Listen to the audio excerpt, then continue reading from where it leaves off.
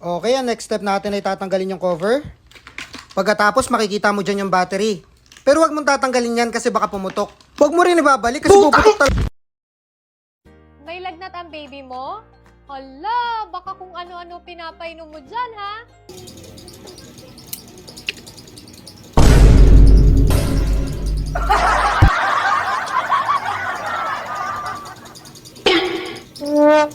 Tatlong hacks para maging habulin. Number 1, magpabiti.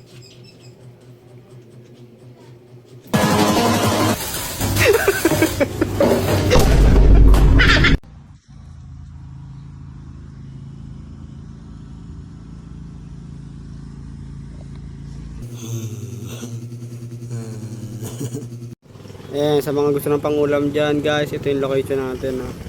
Ayan, hindi ko na nilapag, kusa na siyang lumapag. Ayan guys, pakikuha lang dito guys. Ayan, Bomber 1 sa kabay.